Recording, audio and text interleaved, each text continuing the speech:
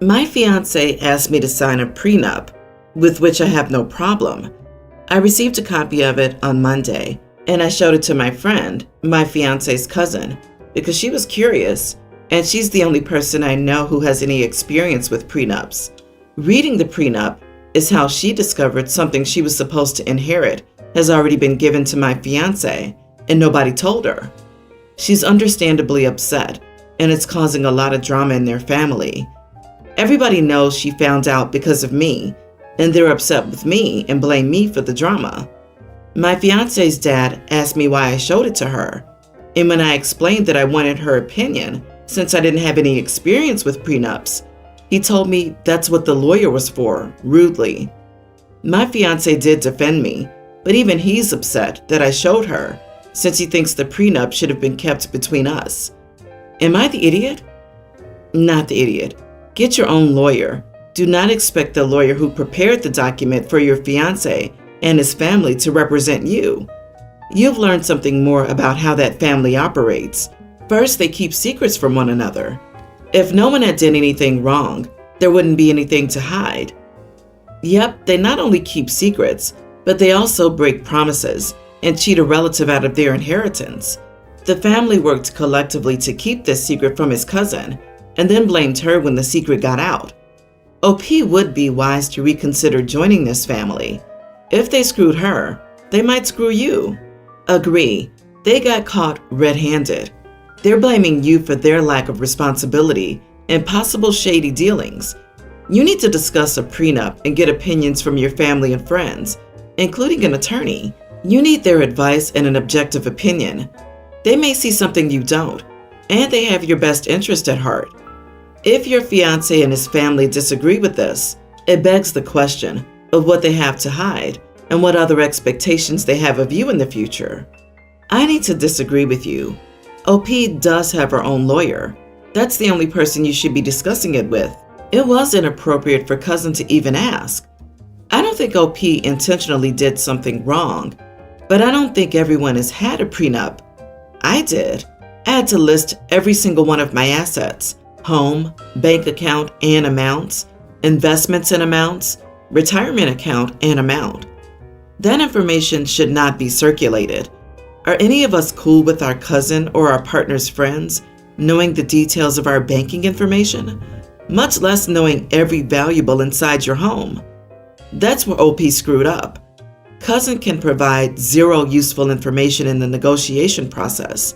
Cousin has no need to know gifts that were given to fiancé, and the cousin really doesn't need to know the details of a contract between two people about to be married. It's like if OP gave a detailed rundown of fiancé's performance on their wedding night. Some information should not be shared. OP, however, innocently screwed up, and she's an idiot. Agreed, you are the idiot, because you showed it to her. You're doing yourself such a disservice here that you're acting like an absolute idiot to yourself. You should have an attorney review it. Pay an attorney for 1 hour of their time to review and advise. Use that thing inside your skull we call a brain. A prenup is supposed to protect both parties. You have the right to advocate for yourself. Don't be an idiot to yourself. Instead, take a step to protect yourself. This should be your concern, not a bitter cousin. My husband's nephew is the middle of 3 kids and has a sensory processing disorder. This impacts how he eats. His diet is far more strict and limited than others in the family, and he rarely gets to eat a full meal outside of his home because most people will just expect him to eat whatever they're willing to provide. With the help of my husband's sister and brother-in-law, my husband and I have always made sure he has a meal when we host a family dinner. We even went out and bought dividing plates so that he could have a safe meal since he couldn't eat food that touched each other. Typically, 2 dinners will be made, one that everyone else will enjoy, and that tends to be popular, and then one with his safe foods. My sister-in-law and her husband have always been so happy to have someone in the family who wants to make their son feel important enough to include in that way, and to make him feel less strange because his parents have to bring snacks for him to other people's houses normally. Not all of the family has been understanding of nephew. Dear husband's other sister has commented that nephew is coddled and should be eating healthier and more expansively than he does, and that her sister and brother-in-law are letting their kids rule the roost. Their other two kids don't eat the same as the nephew.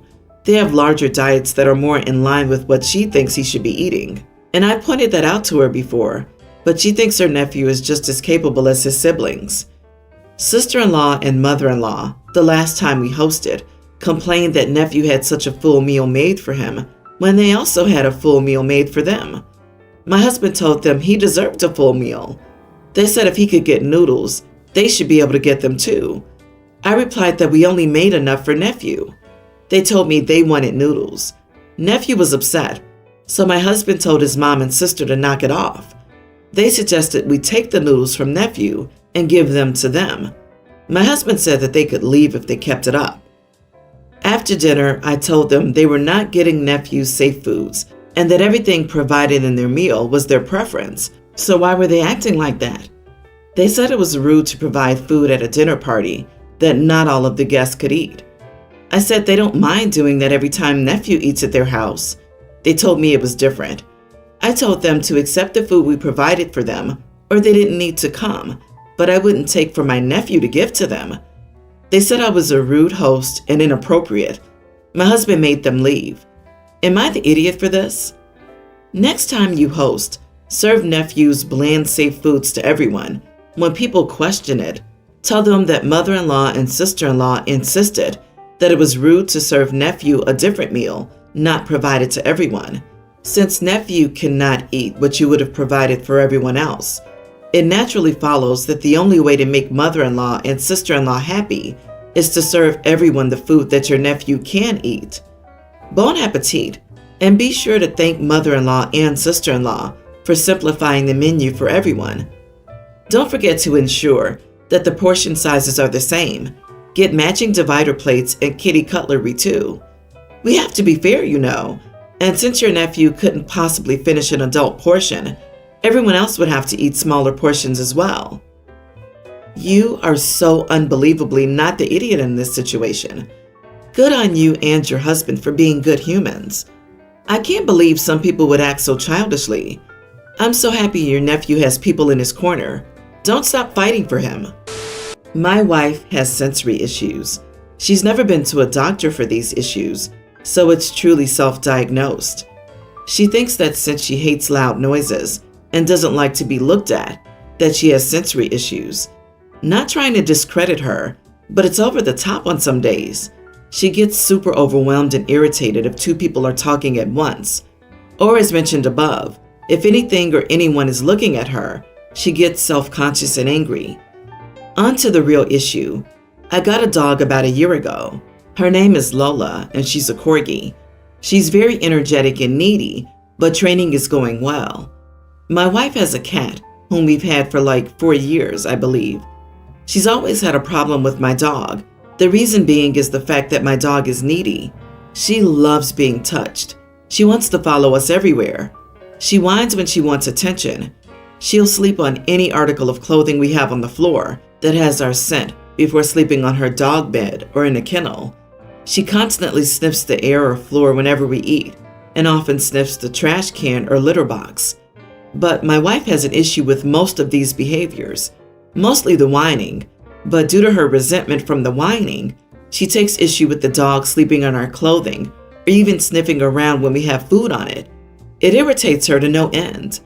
So whenever the dog starts sniffing us when we eat, my wife uses an irritated tone to tell her to get out of the room. Or whenever my wife sees her sleeping on our clothing, she immediately takes the clothes away and says she's sick of constantly having dog hair on her clothing. I could almost understand if she didn't get as angry as she does. On to the big problem. Yesterday, we ate dinner in our bedroom while watching a movie. As soon as Lola saw we had food, she came out of her kennel and started sniffing the air and deadpan staring at us while we ate and whined a few times. My wife starts fidgeting but doesn't say anything. Lola started inching closer to us while staring at my wife because my wife was closest.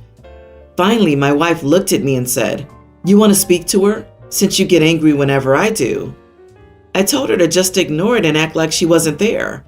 So my wife just gets up with her plate and says, I don't want a dog staring at me while I'm eating. I don't even like it when people stare at me. So why should I change my feelings or fake it till I make it to accommodate your dog? I told her she was being unbearable. She takes off and doesn't come home. I'm being told I'm an idiot for disrespecting my wife's feelings.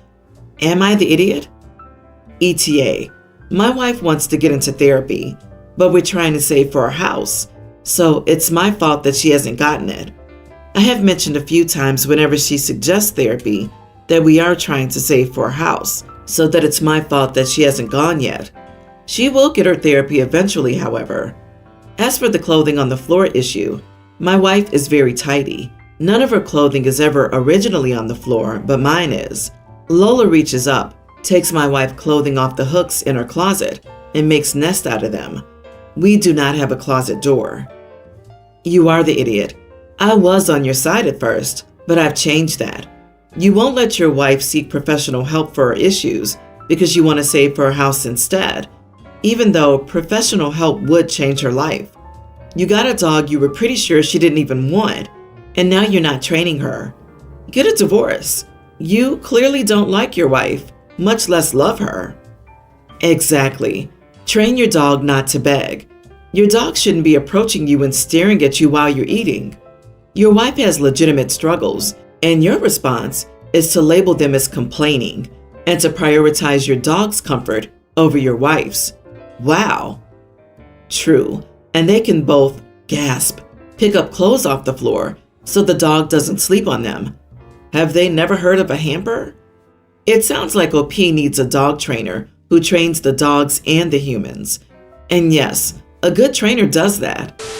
I, 23 female, just got out of a long-term relationship with Mike, 24 male. We dated for 2 years. We did mid-distance, so we didn't see much of each other. There was a miscommunication, and I cheated on him with a friend. He found out via a mutual friend, so we called it off. I know what I did was wrong, but this isn't about that. Mike left a few things at my house and asked me to visit him, or at least meet me halfway to drop them off. I refused. Why should I travel for hours to drop his things off? He also said that because he spent so much money visiting me toward the end of our relationship, throughout we traveled 50-50, but I could never find the time to go to him, so he came to me and said he didn't mind, that I should be willing to do this. I still maintained my position and told him I wouldn't be traveling. Then he asked me to mail his things to him, but because of the value of the items, I refused, as I didn't want the blame if they got lost in the mail. I was venting to my friends, and they said that this is a selfish thing to do. While it's understandable, I don't want to travel and see him, especially when he asked me to mail them and cover the cost, so I don't need to travel. So, am I the idiot? OP, you are a huge idiot, and had moved on from him the moment you cheated, and now you want to be more of an idiot and not send him his property, but make excuses that don't hold water. You're a toxic, self-centered person. Do one good thing for someone in your life and send them back his stuff. I'm sorry, but I'm still stuck on, there was a miscommunication and I cheated on him. Imagine cheating on someone, then doing all sorts of mental gymnastics to justify it, then stealing their stuff because you're too lazy to drive it to them, and then coming on here thinking you're in the right. Given her attitude, I don't think OP will become a nice human being anytime soon. What are you talking about? There was just a simple miscommunication where she tripped and fell into another man's bed. I'm sure she's a saint. OP, you're just making excuses now and trying to get revenge for him ending it, even though you cheated. Find some decency within yourself and do the right thing. My sister is 2 years younger than me. We share the same birth month. This is relevant because when we were born so close together, my parents took it as a sign that we were bonded in some extra way and meant to be more than sisters. They dressed us alike and had us do everything together. They pulled me out of mainstream school to homeschool us after the school refused to allow lunches and recesses for our classrooms to happen simultaneously, so we'd be eating and playing together. I was homeschooled for 5 years before they had to put me back due to an undiagnosed at the time learning disability. Then they enrolled my sister in school when they realized Homeschooling would not work for me. We both had friends, but my sister was a bad friend because she would always put me before them, would dump them without notice if our parents had us spending time together.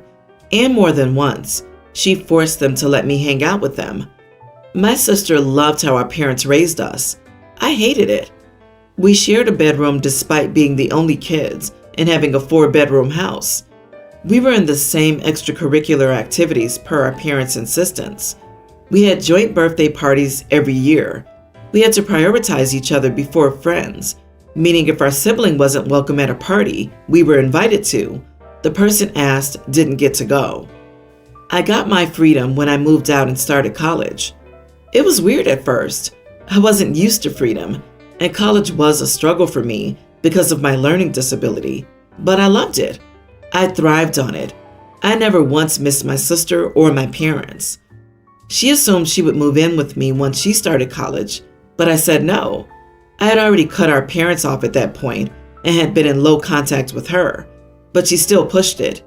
I didn't give in, and now 2 years later, she's decided that she's done with college and we should live together and resume things like before. I told her no. I told her countless times that it would never happen. She kept pushing and pushing, so I told her I didn't want to go back to the way we were before. I never wanted to live with her again, and I didn't enjoy all the things she talked about missing from before.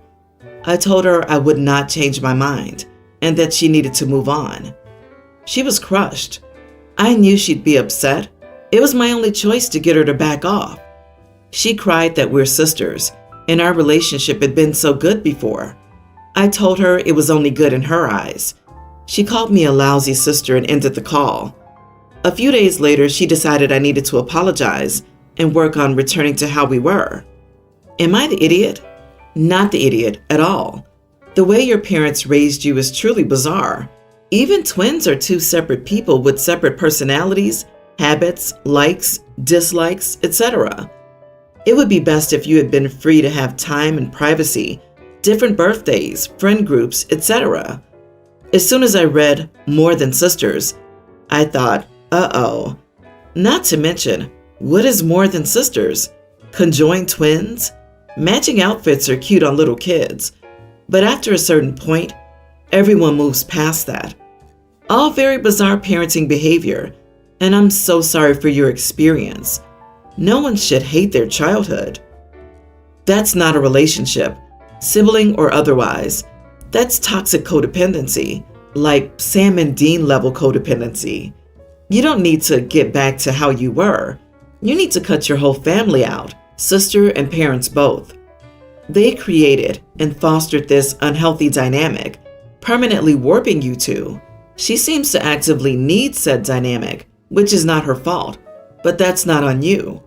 Your parents are responsible, and they need to take the blame. The best thing you can do for her is to stay away. Don't apologize. Don't get back into contact. She has to hurt before she can grow, and she has lots of growing to do. Growing that can't happen if you're still a part of her life. Before I, male 40, married my wife, 33, we discussed everything in advance. It was silly stuff at first. How we squeeze toothpaste, which direction the toilet paper roll should face, that sort of thing. But as our relationship progressed, we talked about more serious stuff. How we would discipline our children, living wills, and what we would do if we knew we had a child with severe special needs. We decided that we didn't want to do that to a human, to bring them into the world to suffer. We were lucky enough that it wasn't ever something we had to deal with. I told my sister this because she's my best friend. She ran to our parents, saying that we were terrible people who would end a pregnancy that wouldn't give us a perfect child. I never said that. We had to spend days explaining that we knew what we could handle and what we could deal with. My parents weren't happy. Well, unfortunately, my sister, 36, did not have this talk with her husband. When she was pregnant with their second child, the doctor told them that the child would have many health issues. They prayed about it and went forward with the pregnancy. My niece is a pre-tween now, and my sister now has an ex-husband. The medical expenses drained all their savings, and he couldn't handle knowing that caring for his daughter would be something he had to do for the rest of her life. We just had Thanksgiving and my sister's having a rough time. My niece is in diapers and will be for the rest of her life. My sister can't work because she would need special childcare, and no daycare would do that. Prescriptions are hundreds, if not thousands every month.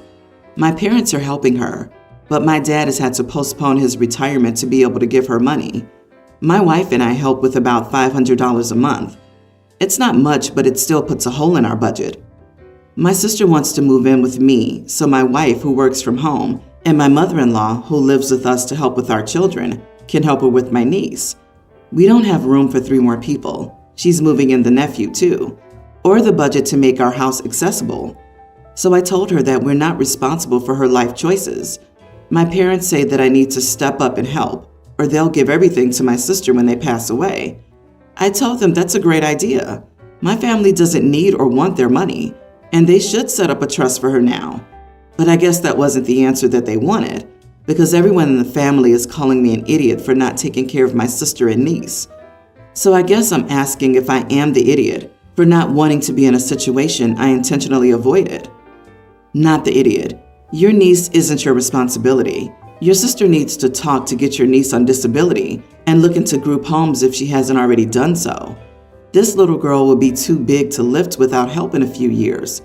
Probably the best you can do is try and help look for resources to make her life easier. Expectations are too high. You're going above and beyond already. Your mother-in-law, who it seems isn't even related to your sister, isn't a free carer.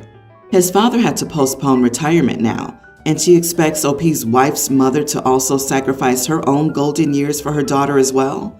Wow, there are plenty of state-based waiver services. She needs to look into those. Also, apparently, OP's wife working from home actually means she's available as a full-time caregiver. That's not how it works. Everyone in the family is calling me an idiot for not taking care of my sister and niece. OP, kudos to you for sending $6,000 a year to your sister to assist her in caring for your niece. Your sister is understandably exhausted, but the primary responsibility for the child falls on her and the child's father. He needs to step up financially and physically. And your sister really needs to look into a group home where her daughter can be cared for by skilled staff. She may have a paternal family who could be helping. It is outrageous for anyone to arbitrarily decide, unilaterally, that you and your wife and mother-in-law must take responsibility for your niece for the next 30+ years. OP, don't let yourself be guilted into damaging your family and finances. Your sister had moral and religious reasons for taking on this situation, and these are their responsibilities, her and her ex-husband's consequences to bear. It's entitled and arrogant to shove them onto you. Stand firm. My ex-husband's son, Caden, was born during our marriage, and I was in a vulnerable space, so it didn't make sense for me to leave. Caden's mother got institutionalized a few months after his birth, and my ex got full custody. Now, I wasn't a mom to him at all, just a responsible adult who cooked meals for him, kept him safe, and looked after him when he was sick. I finally left my situation when Caden was a toddler, and I still babysit Caden sometimes because I'm the only one he feels comfortable with, other than his daddy. Now, after struggling with infertility for years, I had a surprise baby with my friend Will. It was a shock to both of us, but we decided to embrace the gift and co-parent together. Will is my best friend, and his son, Aiden, kindergartner, is a doting big brother to my daughter, infant. The other day, I was babysitting Caden for a few hours when the kids, Caden and Aiden, got into a fight over my daughter. Caden told Aiden that my daughter was his sister and not Aiden's. I gently explained that even though he was not my daughter's big brother, he could be her buddy. He was inconsolable. I had to tell him that Aiden was indeed her big brother. My ex is furious with me for telling him that my daughter isn't his sister. He thinks that my comments were harsh and inappropriate for a child that young. I think that my comments were okay. I don't want to confuse a little boy and create expectations and disappointments down the line. Am I the idiot? Not the idiot. He isn't her brother. Set that boundary now. It's foolish for his father to say otherwise when that isn't the fact. Please don't allow him to lie to his son. But for God's sake, stop babysitting him. It's clear from your post that you have zero maternal feelings for this child. He should be with his family anyway. Ugh, I'm not sure I can declare a sentence here. You say that you weren't a mother, and yet you cared for this child the entire first few years of his life and still watch him occasionally. It seems to me that he considered you to be his mother, and so, by extension, he considers your daughter his sister. So you're telling him that he's not her brother was basically you telling him that he's not part of your family. I feel for that little boy. How confusing and heartbreaking for him at that age. It wasn't right for your ex to get furious at you, but I also don't think you properly considered your role in his child's life. The only way this child could have come up with this idea that the babysitter's baby was his sister is if dad was drilling that idea into his head. Many people are jumping all over OP and commenting that she has equal responsibility here. The dad is the one responsible here. OP is not to blame because she actually stepped up and tried to help the child. And people even paying attention to the fact that it sounds like he messed around on her, conceived a kid, and then seems to have expected her to be a mother figure? Gross. Exactly. It's funny how many people criticize OP for being a decent human being. She was in a vulnerable state where she couldn't leave a blatant cheater who fathered her child with another while married to her and then took the child home. She ensured the child did not starve or was neglected and even continued babysitting as needed. You may call me cold, but if I were in her position, I wouldn't consider Caden my son or provide parental affection. The child is innocent, but I'm not a friggin' saint. OP is not the idiot, and the ex is a massive gaping idiot. I can't believe he dared to even get mad at her.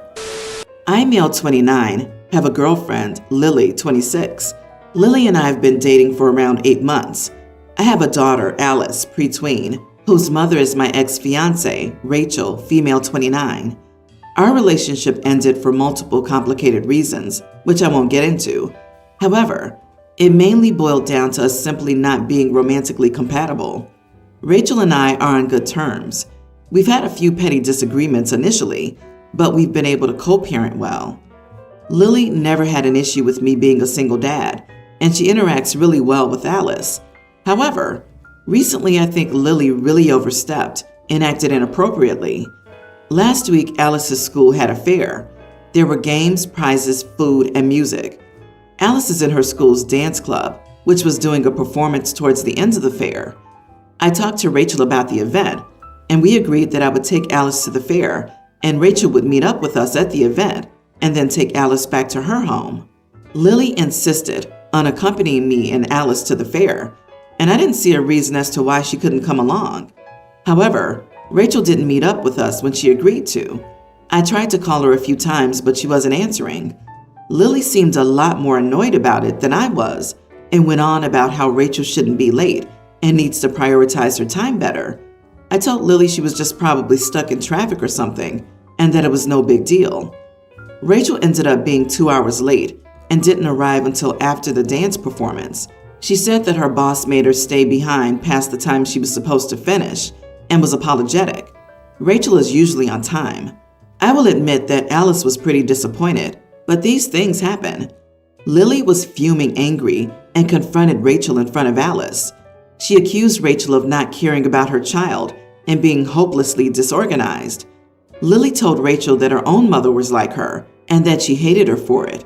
I tried to calm Lily down and prevent an argument, but Rachel started yelling at Lily and said that she has no right to criticize her and that she wasn't Alice's parent. They got into a screaming match and caused a huge scene. Alice started crying, and Rachel eventually took Alice to her car and left. I took Lily home, but I was really angry with her. I talked to Lily the next day when she was calmer and told her that she had majorly overstepped her bounds and that she owes Rachel an apology. Lily seemed surprised that I'd say that and said that Rachel was blatantly in the wrong and that she should have been more organized and prioritized her child. I told Lily that didn't matter and that she behaved inappropriately. Lily was really mad that I didn't take her side and has been very cold towards me. Even if your ex was hopelessly disorganized and a train wreck, it's not even remotely your girlfriend's place to point it out in front of her child. Frankly, if I were you, I'd be livid. It doesn't matter. Your girlfriend can talk to you in private, but you do not badmouth your co-parent in front of the child. This is hard enough on your daughter. She just made it harder and drove a wedge into your situation.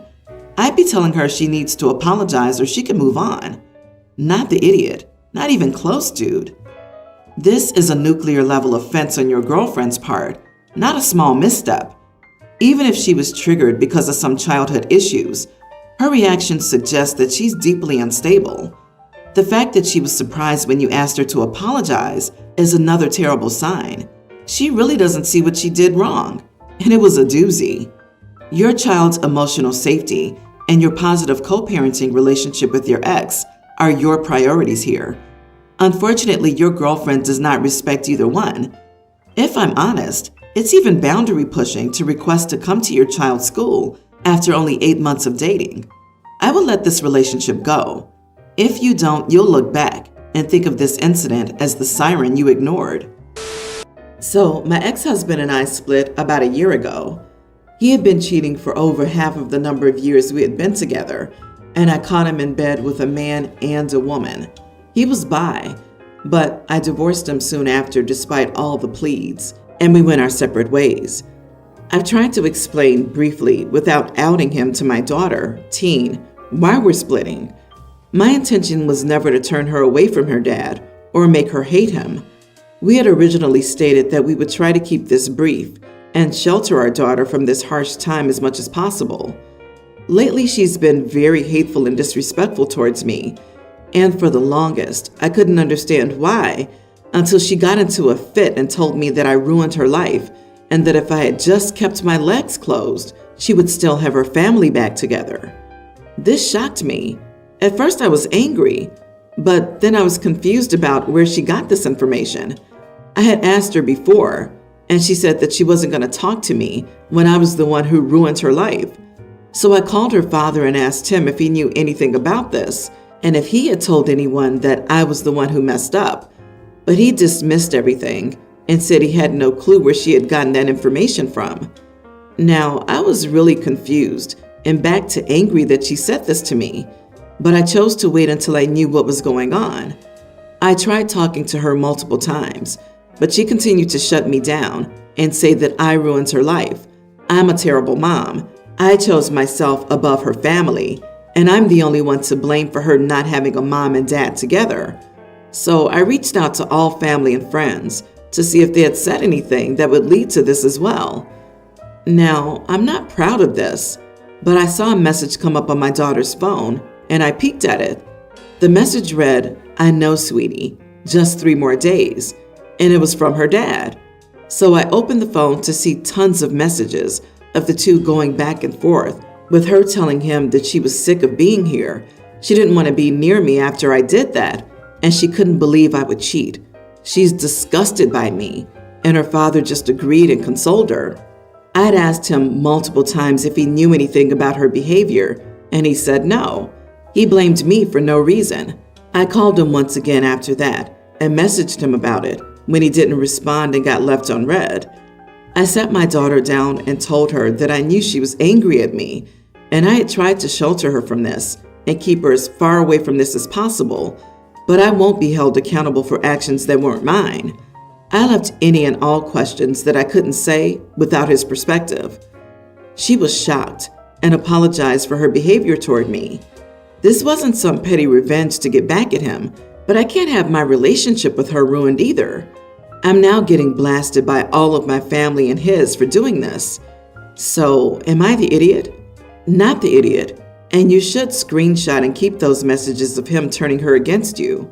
That's illegal in many places, as it's parental alienation. Also, keep any messages where he admitted he was the one who cheated and where you agreed not to discuss it with her. Next, I'd consult a lawyer in case he takes this further. Oh man, I actually get furious when the cheaters say their partner cheated and try to get their kids to hate the faithful parent. He's such trash. He's not worth anything. Sweetie, just 3 more days? What a joke he is. Yeah, your ex opened that can of worms. You just set the record straight. I respect the fact that you tried to shield your daughter from the reasons behind the split. Too bad your ex-husband had no such respect for her. He should have kept his mouth shut if he didn't want her to know. No idea why your family would give you a hard time defending yourself when you were the wronged party. Has he fed them lies as well? However, how you want your co-parenting to go depends on how you handle this. Setting the record straight was important to do, but I think all three of you need to sit down and talk through this so that she can feel that she is as close to a true story as possible. I've been struggling my entire pregnancy to keep food down, and I lost too much weight initially. Things are getting better now, but everybody, especially my husband, is overly concerned about my eating habits, but it's only making it harder for me to eat. We live with my in-laws, and so I usually have breakfast and lunch with my mother-in-law and sister-in-law. I've stopped having meals with them though, as they update my husband on how much I've eaten at each meal, which usually leads to him telling me that I need to eat more. I asked them to stop, but it didn't help. I've started lying and claiming I'm tired, so they'll send food to my room instead. My husband asked me to stop doing this, as his mother's upset that I'm avoiding them, and they're all worried about my health. I've refused, so he's been having both meals with me in our room for the last few days. We keep arguing over this, and I know it's a huge inconvenience for him to take time out of work to eat with me. So, am I the idiot for continuing to refuse to eat my meals with them? Not the idiot. That's some deranged boundary breaching right there. They deny your autonomy to a really weird level. It sounds like your in-laws and your partner need to understand that you're a person deserving of respect, not just a walking baby-growing apparatus. Your husband will need to advocate for you throughout your pregnancy and labor, let alone when you're parents. It sounds like he needs to correct his priorities. They're doing it because your husband has asked them to do it. It's a form of control he's trying to subject you to. If he was on your side, he would have told them to stop the first time and that their behavior is out of line. Subsequent reports would be met with anger toward them for monitoring your food intake against your and his will. Instead, you're in an abusive marriage with a partner who has a toxic abuse-enabling family. If your family are good people, or if you have a supportive friend, stay with them while you decide if you want to stay in this marriage. You're already lying and hiding in your bedroom to avoid this conflict. If you don't feel safe in your home, it's time to get out and get away.